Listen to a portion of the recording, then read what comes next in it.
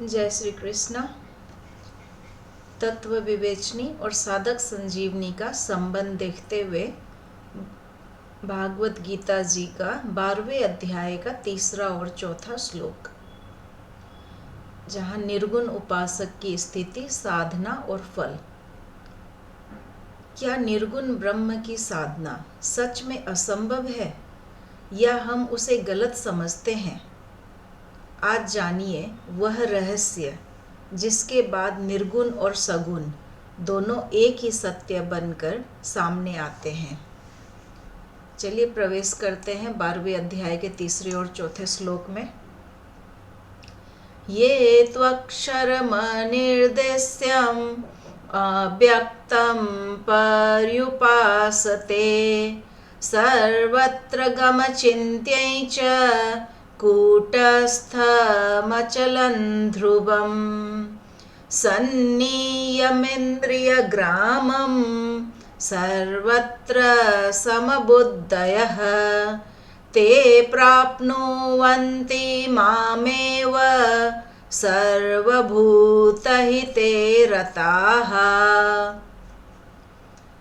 चलिए अब simple meaning जानते हैं, शब्दों का अर्थ जानते हैं। ये यानी कि जो साधक अक्षरम नाश न होने वाले, अनिर्देश्यम जिसे शब्दों में नहीं बताया जा सके, अव्यक्तम निराकार इंद्रियों से परे, सर्वत्रगम जो सब में व्याप्त, अचिंतयम मन बुद्धि की पहुँच से परे, कूटस्थम हमेशा एक समान, अपरिवर्तनशील, अचलम अडोल न हिलने वाला, ध्रुवम नित्य सदा रहने वाला, सन्नियमेन्द्रिय ग्रामम सभी इंद्रियों को पूरी तरह वश में करके, सर्वत्र समबुद्धयः सब में एक जैसा भाव रखने वाले, सर्वभूतहिते रताः सब प्राणियों के कल्याण में लगे हुए, ते मामेव प्राप्नुवन्ति वे मुझे ही प्राप्त होते हैं। चलिए इसका सिंपल मीनिंग जानते हैं। जो साधक इंद्रियों को पूर्ण संयम में रखकर निराकार, निर्वाच्य, नित्य ब्रह्म का निरंतर चिंतन करते हैं, उनका हृदय सबके प्रति समान भाव से भरा रहता है और वे प्राणी मात्र के हित में लगे रहते हैं। ऐसे साधक अंत में उसी परमेश्वर को पा जाते हैं। चलिए तत्व विवेचनी के हिसाब से इसका गहन तत्व विवेचन करते हैं। तू सगुण और निर्गुण का भेद स्पष्ट करना। तू का मतलब यहाँ पर आया है सगुण और निर्गुण का भेद स्पष्ट करना। भगवान यह दिखाते हैं कि सगुण उपासक और निर्गुण उपासक दोनों अलग साधन मार्ग हैं, परंतु गंतव्य एक ही है। निर्गुण ब्रह्म के 8 गहन विशेषण। अक्षरम पहला क्या है? अक्षरम नाश रहित। दूसरा अनिर्देश्यम जिसे कोई भाषा नहीं समझा सकती। तीसरा अव्यक्तम रूप रहित। चौथा अचिंतयम मन बुद्धि का विषय नहीं। पांचवा सर्वत्रगम सर्वव्यापी। छठा कूटस्थम एक रस अपरिवर्तनशील। सातवां अचलम गति से रहित। आठवां ध्रुवम सत्य नित्य अविनाशी। इन विशेषणों का उद्देश्य प्रकृति से परे निर्लेप शुद्ध सत्ता का संकेत देता है। क्या है इन विशेषणों का उद्देश्य? प्रकृति से परे निर्लेप शुद्ध सत्ता का संकेत देना है। ठीक है, चलिए आगे बढ़ते हैं। ज्ञान का रूप निषेध प्लस विधेय। निषेधात्मक लक्षण ब्रह्म क्या नहीं है और विधेयात्मक लक्षण ब्रह्म क्या है। इससे बुद्धि को निर्गुण के समीप पहुंचाया जाता है। निर्गुण उपासना में कठिनाई क्यों? क्योंकि मन बिना रूप रंग आकार के टिकता ही नहीं। आधार न होने से चिंतन छूट जाता है, इंद्रियां विषयों को खींच लेती है। इसीलिए इंद्रिय संयम सबसे बड़ा अनिवार्य साधन है। सर्वत्र समबुद्धयः, चलिए इसका मीनिंग जानते हैं। यह व्यवहार की नहीं, दृष्टि की समता है। कर्मों में भेद रहेगा पर दृष्टि समान होती है। सर्वभूतहिते रताः, क्यों अनिवार्य है ये? क्योंकि जब तक मैं और मेरा है, निर्गुण ब्रह्म संभव नहीं है। सबको अपना मानने से अहमता ममता टूटती है। सेवा भाव जड़ता को काटता है। असीम हित का मतलब ही असीम तत्व है। आइए अब साधक संजीवनी के हिसाब से देखते हैं साधना व मनोविज्ञान। पहला हम समझेंगे इंद्रिय संयम। इंद्रिय संयम मतलब आधारहीन चिंतन को स्थिर करने की शर्त। फिर समझिए, इंद्रिय संयम यानी कि आधारहीन चिंतन को स्थिर करने की शर्त है ये। बिना संयम के मन विषयों में भटकेगा और साधना का नाश होगा। दूसरा, निर्गुण साधना का मनोवैज्ञानिक सत्य। निराकार का चिंतन बहुत सूक्ष्म होता है। मन किसी वस्तु को पकड़कर ही चलता है, यहाँ कुछ पकड़ने को नहीं, इसलिए इसे भगवान ने कठिन कहा है। सेवा का मनोवैज्ञानिक महत्व। सेवा का जो है वो मनोवैज्ञानिक महत्व क्या है वो समझते हैं। सेवा अहंकार को पिघलाती है। हमारे भीतर जो अहंकार है ना, उसको खत्म कर देती है, यू कैन से, या फिर पिघला देती है सेवा ममता को ढीला कर देती है, राग द्वेष को मिटाती है और मन को शांत और व्यापक बनाती है। इसलिए हर व्यक्ति को सेवा करना बहुत जरूरी है। प्राणी मात्र के हित में सेवा करनी है हमें। समबुद्धि कैसे आती है? जब साधक सबको अपने जैसा देखता है, जब वह शरीर को भी जगत का एक हिस्सा समझता है, जब उसके भीतर एक ही सत्ता का अनुभव होता है।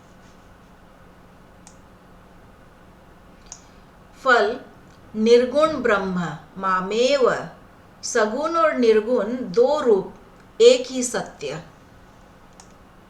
आइए कंपैरिजन करते हैं सगुण और निर्गुण का अंतर। ठीक है, विषय में अपने देखते हैं कि सगुण उपासक और निर्गुण उपासक ध्यान का आधार क्या मानते हैं। ध्यान का आधार जो है, सगुण उपासक भगवान के रूप को मानते हैं और निर्गुण उपासक निराकार सत्ता को मानते हैं। मन की सहायता सगुण उपासक आसानी से टिकता है। ठीक है, मन की सहायता में सगुण उपासक आसानी से टिकता है, लेकिन मन की सहायता में निर्गुण उपासक जो है बहुत सूक्ष्म कठिन है उसके लिए। इंद्रिय संयम सगुण उपासक के लिए आवश्यक पर कम है, क्योंकि वो देख पा रहा है प्रभु की मूर्त को, वो देख पा रहा है वहाँ पर में, अपने इंद्रियों को वहाँ टिका पा रहा है वो। ठीक है, लेकिन निर्गुण उपासक, उसके लिए इंद्रिय संयम अत्यंत आवश्यक है, क्योंकि निर्गुण उपासक के पास कुछ आधार नहीं है, कुछ वो देख नहीं पा रहा है। अगर वो अपनी इंद्रियों को संयम में नहीं करेगा तो वो 20 साल पहले की पुरानी बातों में भी भटकता हुआ चला जाएगा। ठीक है, सेवा भाव सगुण उपासक के लिए सहायक है, लेकिन निर्गुण उपासक के लिए अनिवार्य है, कंपल्सरी है। फल सगुण उपासक के लिए वही परमेश्वर है और निर्गुण उपासक के लिए भी वही परमेश्वर है। फल दोनों का सेम है, फल में कोई अंतर नहीं है। भगवान का दर्शन सगुण उपासक संभव है और निर्गुण उपासक भगवान बाध्य नहीं है। निर्गुण उपासक के लिए भगवान बाध्य नहीं है। आइए समझते हैं जीवन में अनुप्रयोग। आज क्या साधना करें। पहला, 5 मिनट का अव्यक्त चिंतन करें। रंग रूप से रहित एक शुद्ध प्रकाश या शून्यता का अनुभव करें। आंखों को बंद करें, योग मुद्रा में बैठें और 5 मिनट के लिए अव्यक्त चिंतन करें, जहाँ न कोई रंग होगा न कोई रूप होगा, एक शुद्ध प्रकाश होगा या फिर एक शून्यता का अनुभव करते हुए 5 मिनट बिताए और चेष्टा करें आपके सभी इंद्रियां आपके बस में रहे उन 5 मिनट के लिए। दूसरा, एक इंद्रिय नियम अभ्यास करें। आज एक इंद्रिय पर व्रत करें, ठीक है। जैसे आज अनावश्यक बोलना नहीं है। क्या करेंगे दूसरा हम कि आज एक इंद्रिय के लिए हम व्रत करेंगे कि हमको आज अनावश्यक बोलना नहीं है, जितनी जरूरत है उतना ही हम बोलेंगे। तीसरा, सर्वभूत हिते रताः, एक छोटा कार्य। आज किसी एक प्राणी के लिए कोई सुखद कार्य करेंगे। किसी भी एक प्राणी के लिए कोई सुखद कार्य करना है, ठीक है। समबुद्धि का अभ्यास। आज किसी व्यक्ति पर राग द्वेष हो तो वह भी उसी ब्रह्म का अंश है, ये स्मरण करेंगे। यानी कि आज अगर किसी भी व्यक्ति पर हमें राग हो या द्वेष हो तो वो भी उसी ब्रह्म का अंश है, यह स्मरण हमको करना है, ठीक है। ये 4 हम आज प्रैक्टिस करेंगे, जिससे हमको पता चलेगा कि हम अपनी इंद्रियों को कंट्रोल कर पा रहे हैं या हम इंद्रियों के कंट्रोल में हैं, ठीक है। आइए 1 मिनट की समरी देखते हैं। निर्गुण ब्रह्म के 8 विशेषण उसका निराकार, नित्य, सर्वव्यापी स्वरूप बताते हैं। इस साधना में इंद्रिय संयम अनिवार्य है। साधक की दृष्टि सम हो जाती है क्योंकि उसे सब में एक ही ब्रह्म दिखता है। सेवा भाव अहंकार और जड़ता को नष्ट करता है। सगुण निर्गुण दोनों रूपों के उपासक भगवान को ही प्राप्त होते हैं। चलिए कुछ क्वेश्चन आंसर करते हैं, जिससे हमारी अंडरस्टैंडिंग और थोड़ी बेटर हो जाएगी। निर्गुण साधना में विषय आकर्षण क्यों सबसे बड़ा शत्रु है? क्योंकि विषयों का रूप और रस आकर्षक है, जबकि निर्गुण में रूप नहीं है, इसलिए मन स्वाभाविक रूप से विषयों की ओर भागता है। क्या निर्गुण उपासक को भी प्रेम की आवश्यकता है? हाँ, पर वह सत्ता रूप प्रेम है, किसी रूप का प्रेम नहीं। सेवा क्यों अनिवार्य है? क्योंकि सेवा से मैं और मेरा का संस्कार टूटता है, जो निर्गुण अनुभव की मुख्य बाधा है। समबुद्धि क्या किसी भी व्यवहार को रोकती है? नहीं, व्यवहार अलग होगा पर दृष्टि एक होगी। ब्रह्म और जीव के समान लक्षण क्यों बताएं? ताकि साधक समझ ले जीव प्लस देह विमान होता है जीव। जहाँ पर देह विमान मतलब हमें अपना शरीर का अभिमान होता है ना, वो कहलाता है जीव, ठीक है। और जीव माइनस देह विमान मतलब हमने अपना शरीर का विमान हटा दिया, मैं शरीर नहीं हूँ, तो वो हो जाता है ब्रह्म। फिर से समझिए, बहुत इम्पोर्टेंट चीज़ है ये कि जीव के अंदर जब तक देह विमान रहेगा कि मैं शरीर हूँ का बोध रहेगा तो वो जीव कहलाएगा। जैसे ही जीव देह अभिमान को त्याग देता है, शरीर का बोध हट जाता है, मैं शरीर नहीं हूं, तो वो ब्रह्म हो जाता है। आज का संदेश ये है, निर्गुण साधना कठिन है पर असंभव नहीं। जिसका मन सेवा, समता और संयम से शुद्ध हो जाता है, वो निश्चय ही उस नित्य ध्रुव अचल ब्रह्म को प्राप्त होता है। सगुण और निर्गुण दो मार्ग है, पर मंजिल वही है। सगुण और निर्गुण क्या है? दो मार्ग है, लेकिन मंजिल एक ही है। परम प्रेम, परम शांति, परम सत्य, यही मंजिल है।